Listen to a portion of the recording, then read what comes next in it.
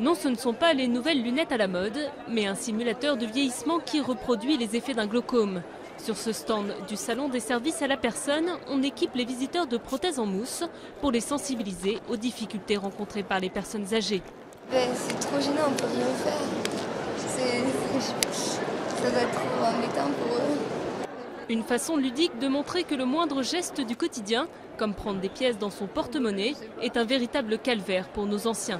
Regarder, c'est pas si facile que ça, que d'entendre et surtout de comprendre, c'est pas spécialement évident, et que de se mouvoir, c'est pas non plus évident. Et tout ça est fatigant. Le fait de forcer sur les yeux, de forcer sur les oreilles et de forcer sur les articulations, c'est crevant. Les accidents domestiques, ce sont 55 morts par jour, mais les personnes âgées ne sont pas les seules concernées.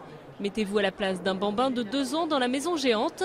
Tout est 2 fois plus grand, 6 fois plus lourd. Pour l'enfant, je me dis au secours quoi. Ne laissez pas un couteau à la portée des enfants. Même si c'est connu, les casseroles sont souvent comme ça. Et là, qu'est-ce qui se passe? C'est que l'enfant fait ça. Et à partir de là, tout vient basculer. Et vous prenez, si c'est de l'eau bouillante, vous prenez de l'eau bouillante. Si c'est des aliments, etc. Le salon des services à la personne, c'est aussi son lot d'innovations technologiques, comme ce robot du futur qui fera tout à votre place, ou presque.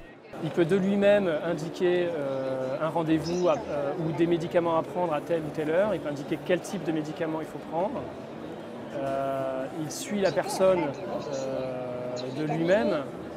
Dans 50 ans, une personne sur 3 aura plus de 60 ans. Ces nouveautés ne manqueront pas de faire bientôt partie intégrante de notre quotidien.